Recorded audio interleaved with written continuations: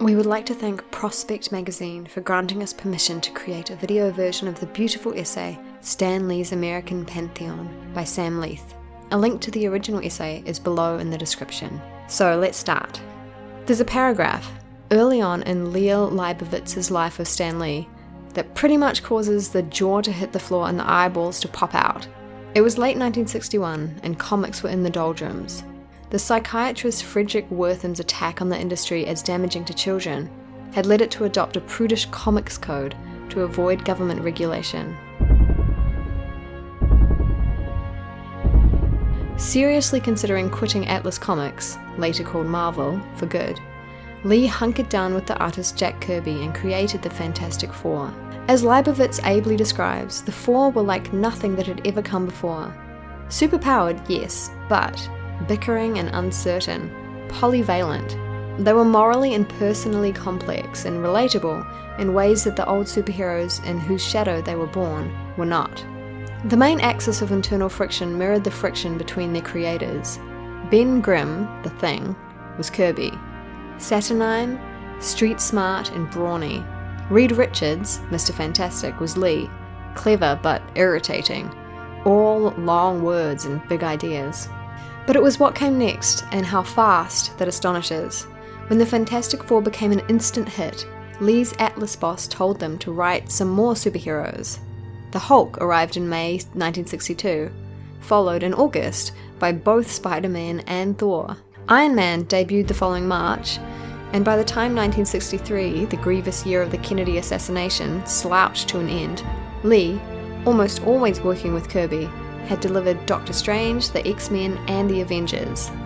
Those mere 2 years, then, gave us a constellation of characters in a fictional universe that has endured for 7 decades. And by the end of the 1960s, the Silver Surfer, the Black Panther, and the Guardians of the Galaxy had all joined the Pantheon. Since then, the Marvel Cinematic Universe, MCU, series of 23 films, beginning with Iron Man in 2008 and completed last year with Avengers Endgame, has collectively grossed $22.5 billion and brought the characters created by Lee, who died aged 95 in 2018, to a new global audience. Back in the 1960s, Lee gave comics an idiom they had not possessed before. I don't think it's too much to say that 1962 to 3 was for comic books what lyrical ballads was for poetry. The Marvel and DC universes are almost certainly the most extensive pieces of continuous narrative in human history, which should commend them to the attention of anybody interested in culture. That said, they're still apt to be dismissed as kid stuff, even if the moral panic that used to surround them has more or less evaporated.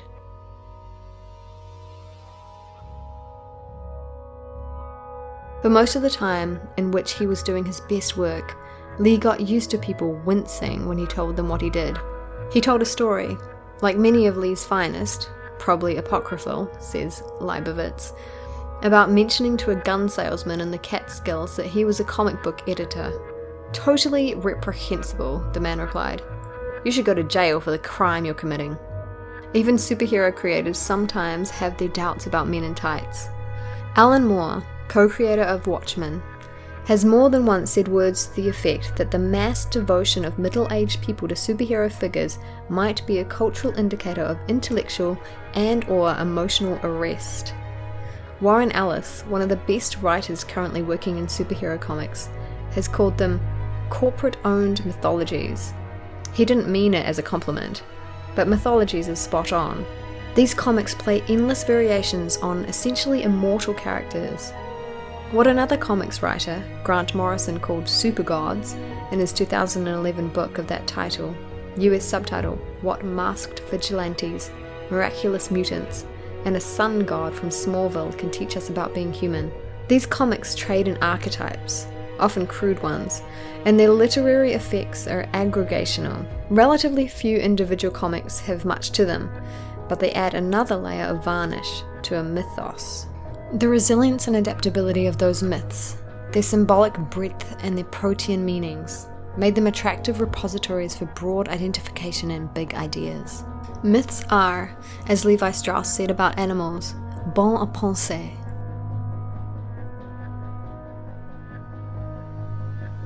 Leibovitz rightly emphasizes how fungible these characters are. He refers to Mark Millar's miniseries Superman Red Sun, imagining a world where baby soups landed in a collective farm in Soviet Ukraine rather than in a wheat field in Kansas. He might also have mentioned how well Neil Gaiman transposed Marvel's Pantheon to the Elizabethan era in Marvel 1602. The human and self-doubting superheroes of Marvel's golden age, it's telling that among the technical innovations that distinguished Spider-Man was the extensive use of thought bubbles,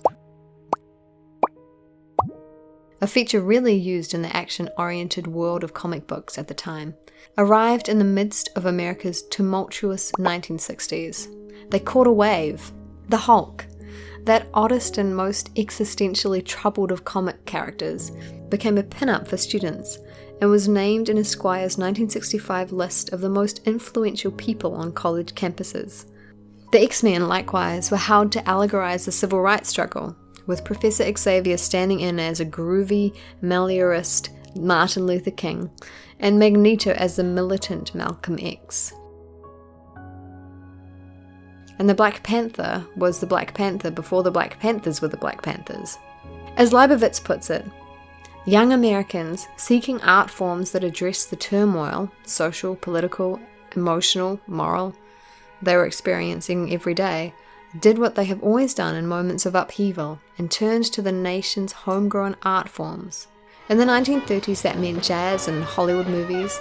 In the 1960s, attention shifted to rock and roll and comics. The first was libidinal, bacchanalian, cathartic. The second was heady and loose, a sandbox of big but pliable ideas, my italics.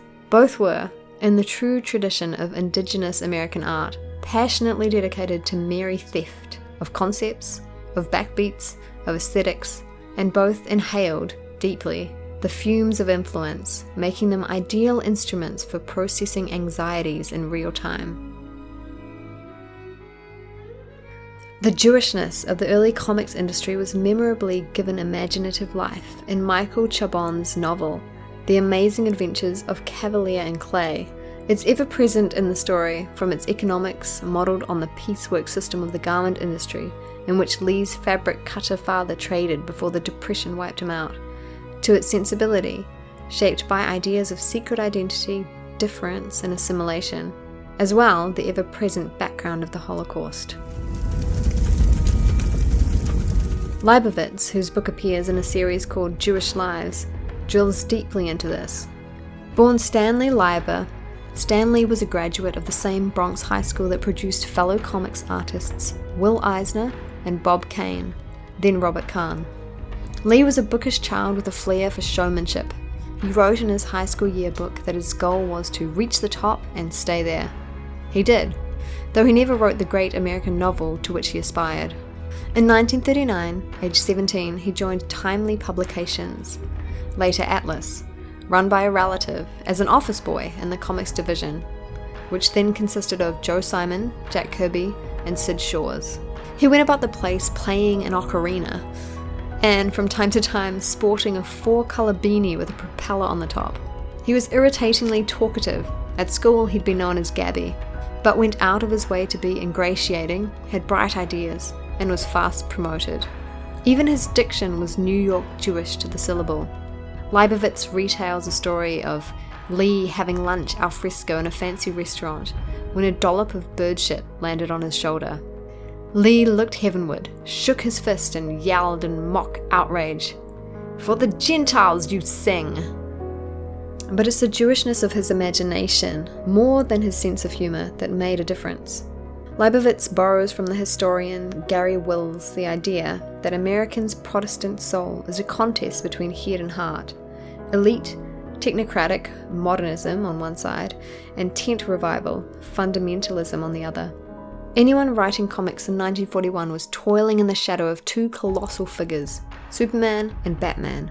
Leibovitz writes, identifying them as not much more than the sum of their daring do, less human beings than the embodiment of the two warring poles of American spiritual life.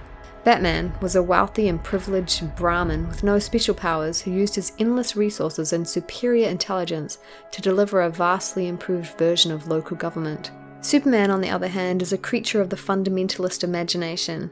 From his vaguely Hebrew name, Kal-El, meaning either voice of God or the entirety of God, to his Mosaic origin story.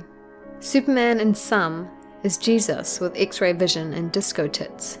Leigh's creations, Leibovitz argues, internalize those conflicts, and they contextualize them in a network of interdependent human relationships.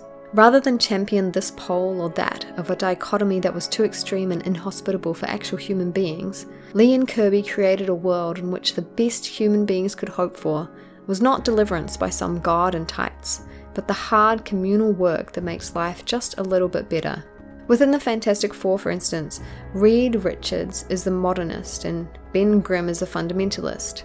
The Thing is essentially a golem, and Reed Richards is possessed by the Diebuck, which gives him his lust for scientific knowledge. In more compressed forms, the Bruce Banner/Hulk dyad gives us Golem and Diebuck in one person. Spider-Man, Leibovitz goes on to argue, a little less persuasively but no less ingeniously, draws on the myth of Cain.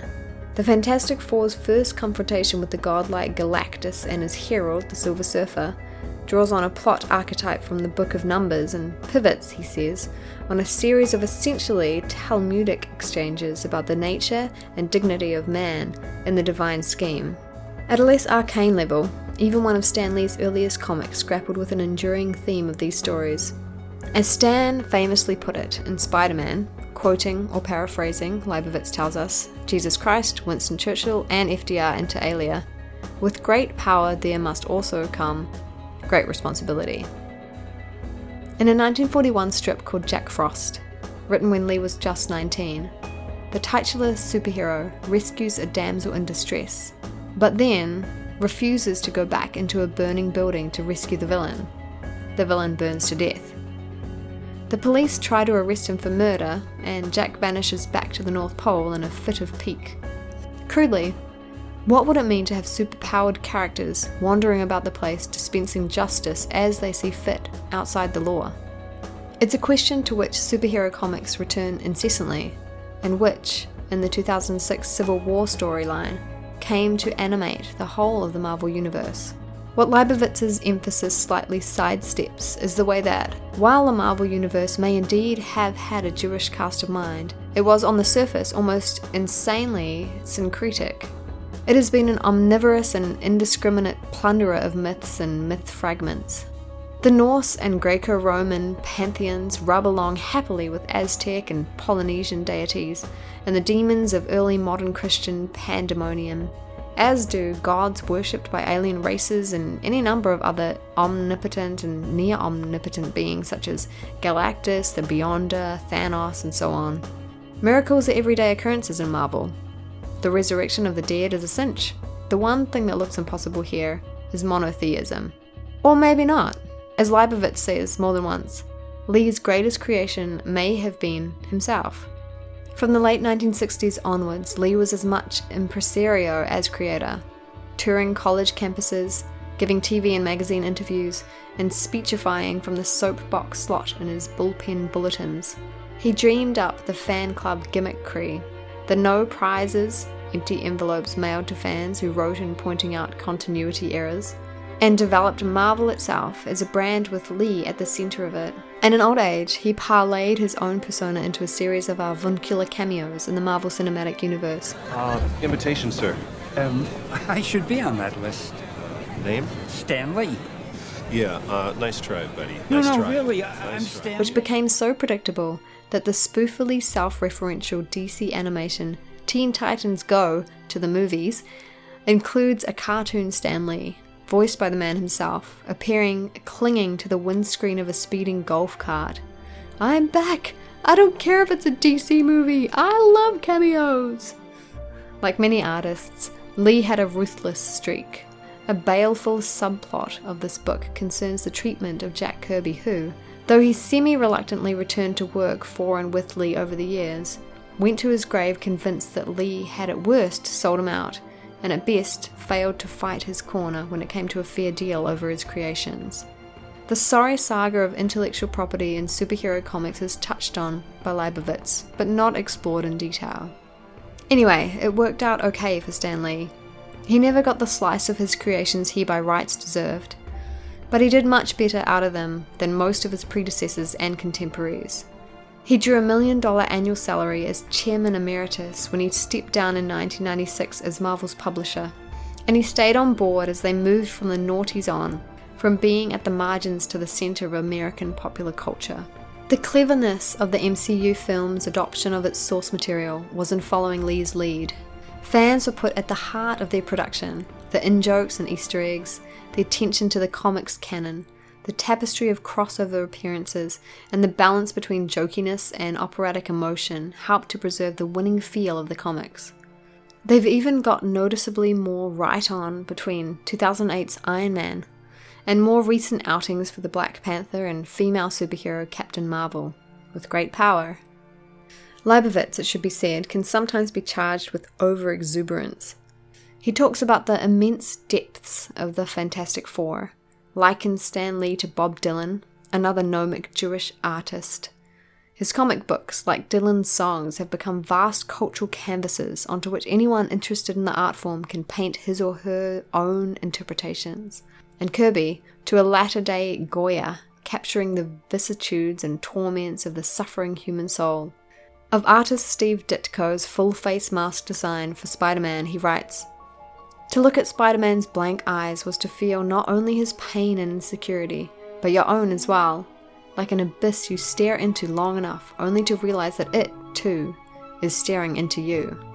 Your mileage, as they say, may vary, but better, I think, to overinterpret than take the traditional route of refusing to interpret at all. Make mine Marvel.